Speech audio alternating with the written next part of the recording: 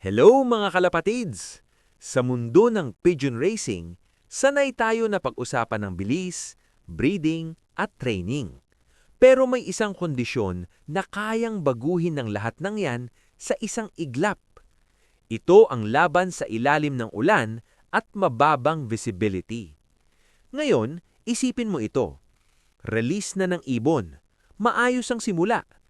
Pero habang nasa ere na sila, unti-unting kumapa ng ulap, bumuhos ang ulan, at halos wala nang makita sa paligid. Tanong, handa ba ang kalapati mo sa ganitong sitwasyon? Dahil sa totoo lang mga kalapatids, sa ganitong laban, hindi sapat ang bilis, hindi sapat ang lakas. Ang tunay na puhunan dito ay orientation, experience, at mental strength. Kapag umuulan at mababa ang visibility, nawawala ang mga natural guides ng kalapati.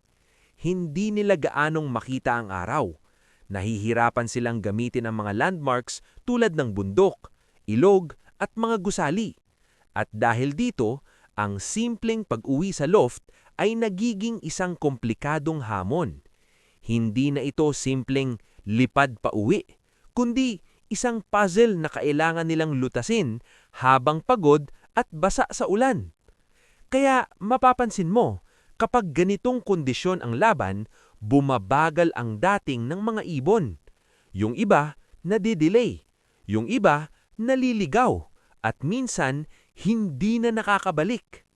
Masakit mang isipin, pero ito ang realidad ng sport natin.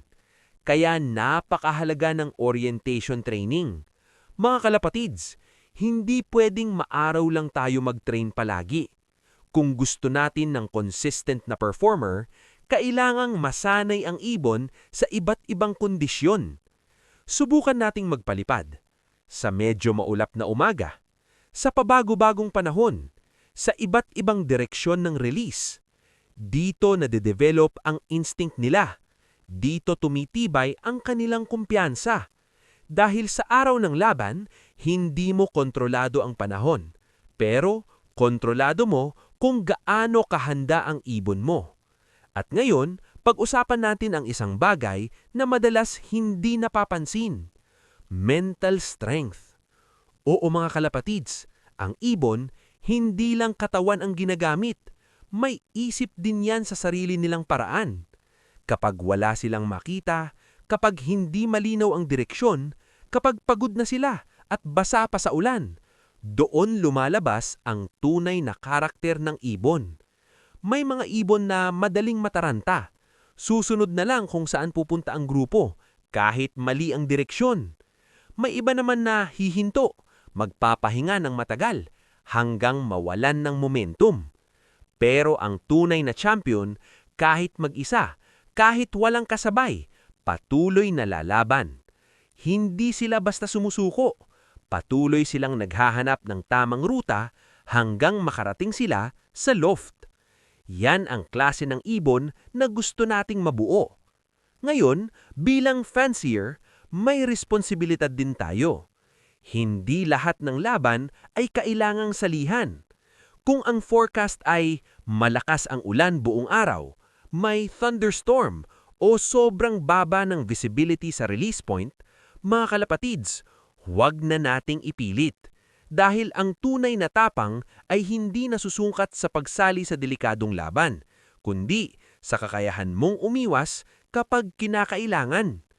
Tandaan ninyo, ang bawat kalapati sa loft ninyo ay hindi lang racer. Sila ay mga atleta na inalagaan ninyo, tinraining ninyo, at pinaghirapan ninyo. Isang maling desisyon lang, pwede silang mawala. Kaya maging matalino tayo sa pagpili ng laban. Ngayon, bigyan ko kayo ng isang halimbawa. Isang race day, maganda ang simula, maaraw sa release point. Pero pagdating sa kalagitnaan ng biyahe, biglang kumapal ang ulap, bumuhos ang ulan, at halos zero visibility.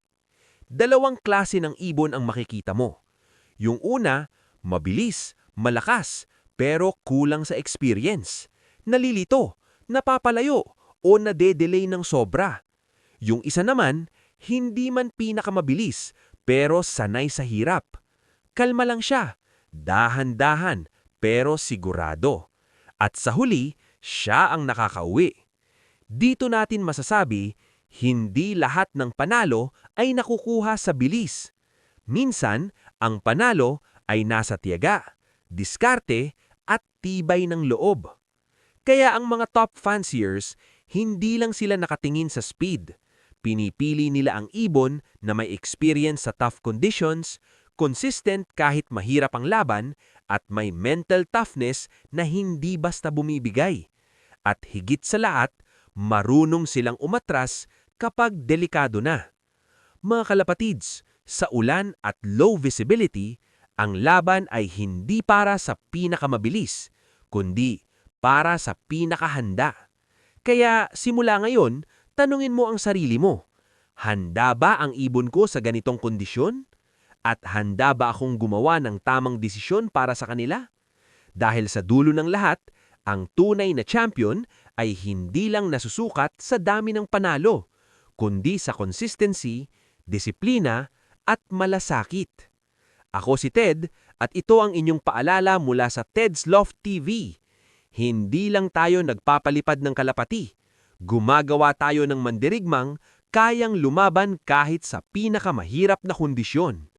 Abangan ng iba pa nating modules buong linggo.